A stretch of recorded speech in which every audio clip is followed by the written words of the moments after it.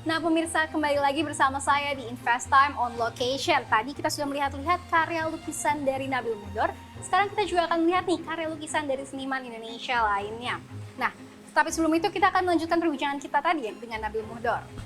Oke Kak Nabil, tadi saya melihat di dalam ruangan itu ada sebuah mural. Itu boleh dijelaskan nggak tentang apa sih muralnya? Oke, sebenarnya kalau mural sendiri itu adalah salah satu tipikal karya yang aku bikin juga. Jadi kalau di seni sendiri ada 3 jenis karya, yaitu ada patung, ada lukisan, dan juga ada mural. Dan ada yang lainnya juga pastinya. Nah, kalau mural sendiri yang aku bikin di situ, itu adalah kita buat aksentuasi dari ruangan itu sendiri. Jadi aku membuat satu karya yang sesuai dengan tema ruangannya. Karena ruangan itu temanya adalah buat VIP lounge, dan emang kita mengambil temanya klasikal, makanya muralnya sendiri adalah mural yang klasik. Makanya dengan gaya-gaya Renaissance. Oh keren, mantap. Itu kalau boleh tahu berapa lama pembuatannya? Itu sekitar 3 sampai 4 minggu sih. Oh oke, baik-baik. Nah Kak Nabil, saya penasaran juga sama lukisan yang ada di sebelah kanan saya ini. Boleh ajak saya untuk Boleh, lihat boleh. ya? Ayo silahkan.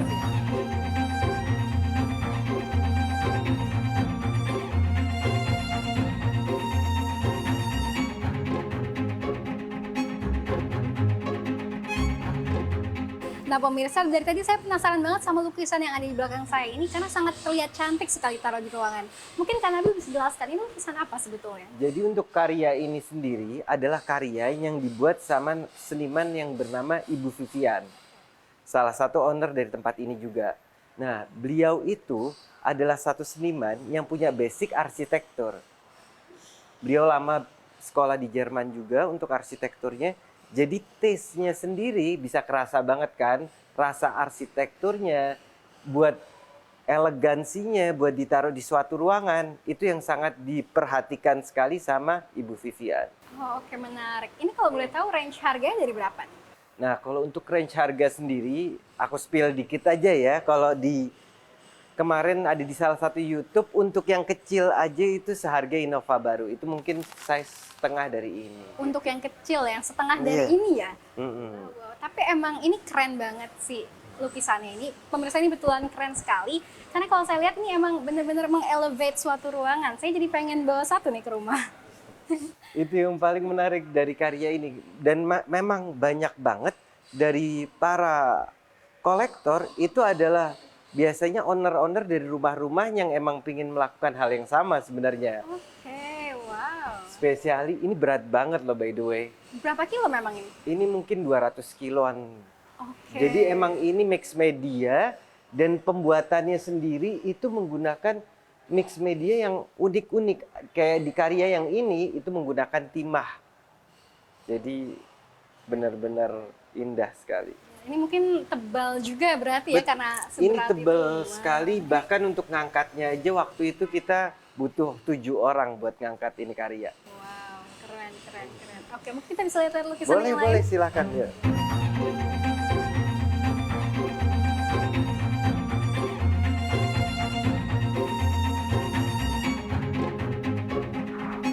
Yuk, silakan Sania.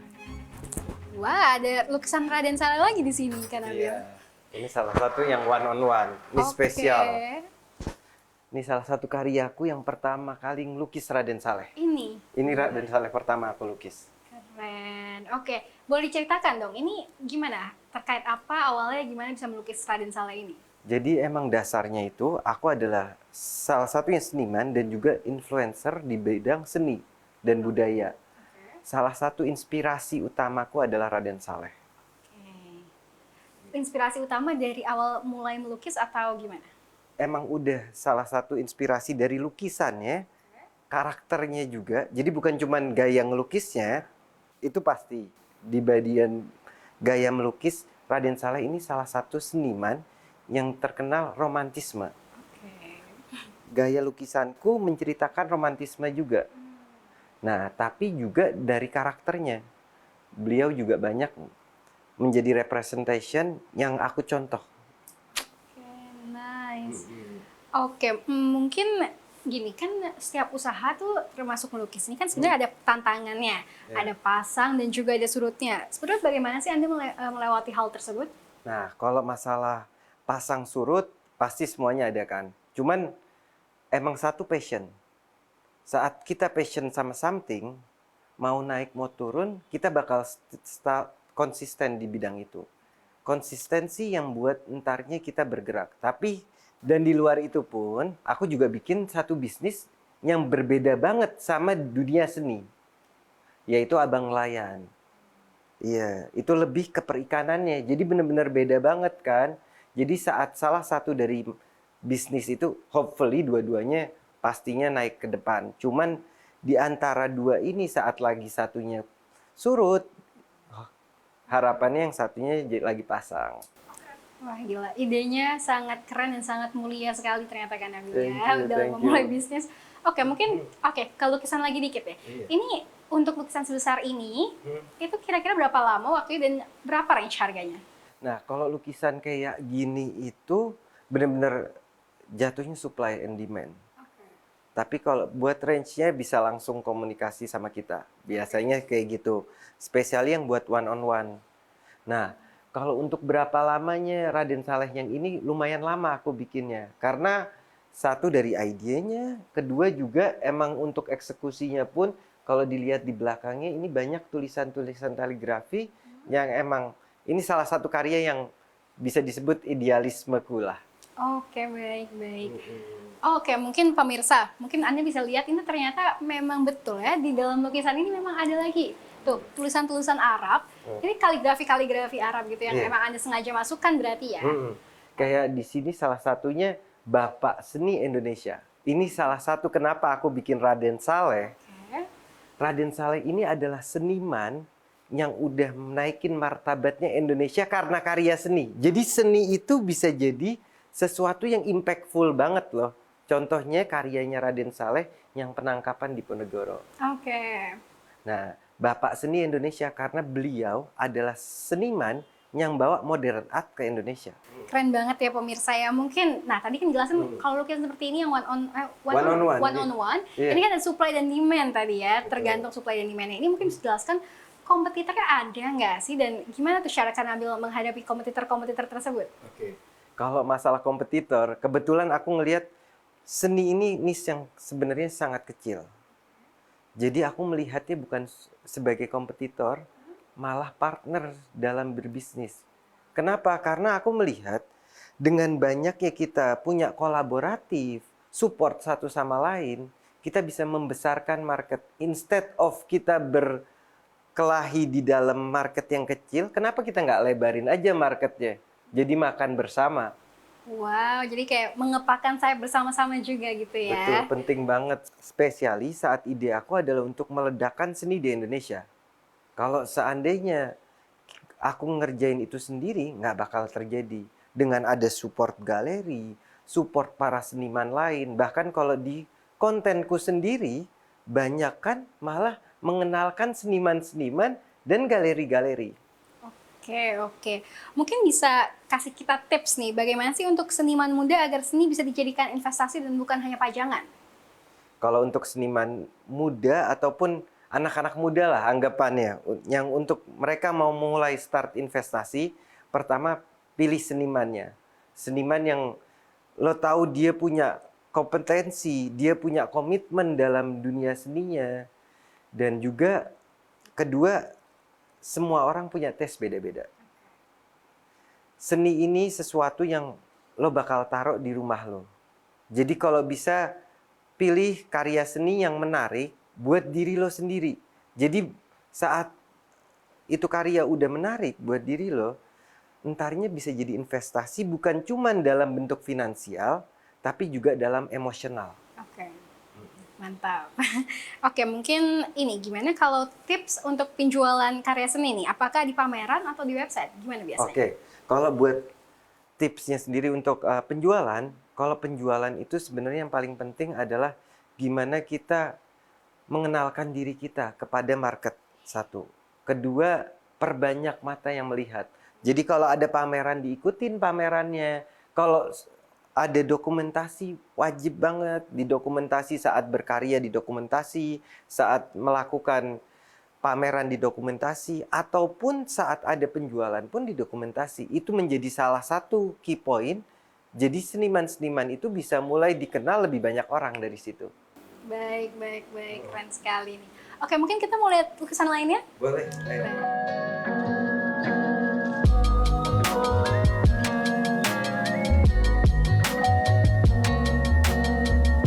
Nah, pemirsa, ini menarik nih. Coba kita tanyakan langsung kali ya sama ownernya. Kak Nabil, boleh dikasih tahu nggak ini apa sih sebetulnya, lukisannya tentang apa? Nah, kalau yang ini sama, kalau di yang sekarang kita lagi berdiri ini adalah Cigar Lounge. Oke. Jadi karena emang temanya Cigar Lounge, karya objek yang aku pilih di sini adalah sigar. Ini Cohiba Cigar, apa namanya, nenek-nenek yang masih megang sigar, lagi cerutu ceritanya. Oh, baik. Oke, mungkin nggak ketinggalan sama karya yang lain. Mau nanya lagi nih, ini kira-kira range harganya berapa? Ini mungkin di start range harga untuk size segini itu di 30 ke atas. Oke, ini hingga sekarang tuh berapa koleksi lukisan yang Kak Nabil punya?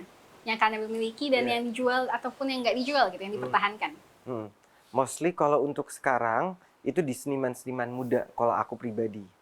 Ataupun seniman-seniman yang emang punya relasi dekat dengan aku, karena emang beli karya itu juga untuk mensupport para senimannya.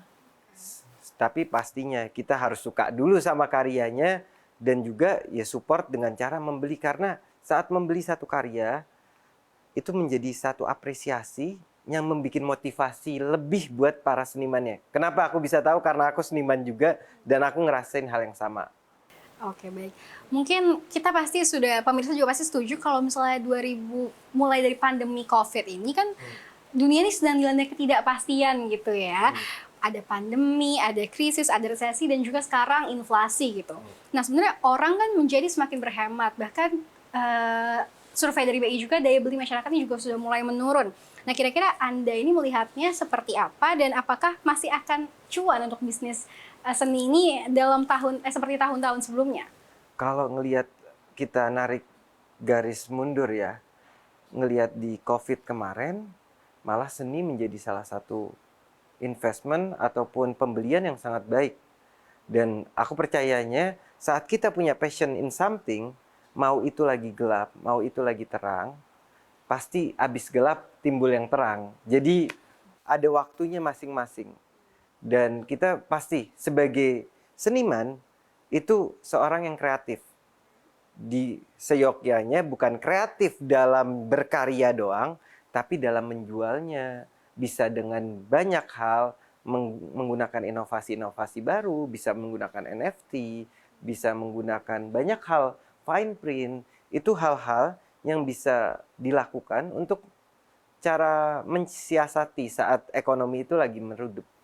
Oke, ini bicara-bicara soal kayak NFT dan metode pembayaran lainnya. Jadi penasaran, sebenarnya pernah nggak sih selama ini tuh customer dari Kak Nabil tuh bayarnya nggak pakai uang atau cash atau mungkin transfer dan sebagainya, tapi bayarnya pakai NFT atau cryptocurrency dan lain-lain deh? Kalau NFT sendiri, kalau secara pribadi aku interest dan aku ada beberapa NFT. Dan kalau pernah atau enggak, ada beberapa. Tapi unik sih itu. Untuk NFT sendiri bukan jadi mainly untuk sekarang, itu lebih ke konvensionalnya. Oke, jadi pembeli tapi ada ya ternyata yang bayarnya pakai NFT gitu? Iya, yaitu kan seni ini apalagi di dalam komunitas sendiri bisa mungkin seniman sesama seniman, mereka punya satu karya, kita punya satu karya, bisa dibarter atau hal seperti itu bisa terjadi juga. Oh, wah keren Harus banget kreatif ya. nih sekarang. Keren. Dan itu banyaknya seniman muda atau yang campur Seniman aja gitu? muda, tua, tapi mostly seniman muda. Oh, keren. Oke nih, mungkin selain investasi lukisan, kan ada beberapa karya seni rupa ya. Tadi disebutkan ada lukisan, ada seni ukir, dan lain sebagainya. Ini biasanya untuk investasi dari mana lagi sih? Kalau dari investasi itu bisa dari seni lukisan, NFT, ataupun patung. Oke. Kita punya pematung-pematung di Indonesia top-top semua. Bahkan kita punya Pak Nyoman Nuarta yang bikin patung salah satu terbaik dan terbesar nomor 3, sekarang nomor 4 di dunia. Jadi kita nggak kalah loh di dalam dunia seni, mau patungnya ataupun mau lukisannya. Kayak tadi Raden Saleh itu, beliau bukan cuma dikenal di Indonesia, beliau itu seorang seniman bahkan yang lebih dikenal di mata mancanegara. Nice, baik. Berarti emang untuk objek investasi itu banyak, berbagai karya seni rupa tuh semuanya bisa masing-masing dijadikan objek investasi begitu ya? Tergantung gimana kita melihatnya. Oke, dan tadi taste pemiliknya juga Iya. yang mau membeli itu ya? Karena di dalam seni rupanya sendiri, tiap tahun itu ada trennya juga. Mungkin tahun ini lagi kontemporer, tahun lalu itu lebih ke old master. Tren itu bakal bergilir, tapi tetap ada, tiap tren itu pasti ada waktunya masing-masing.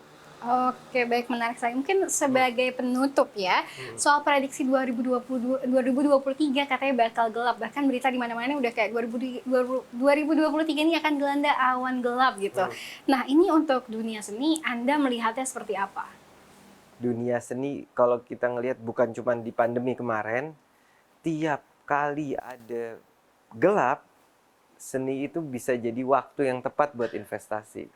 Karena pasti saat kondisinya sulit, itu kamu bisa mendapatkan karya-karya yang baik dengan harga yang bisa entarnya jadi investasi yang melunjak sekali. Tapi ini bukan financial advice, ini hanya cuman panjanganku semata sih. Oke, baik-baik. Terima kasih banyak. Thank you.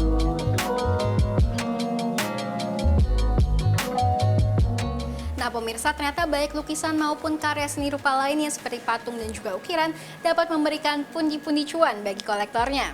Dari Jakarta, Shania Latas dan juru kamera Adianono, tim liputan CNBC Indonesia.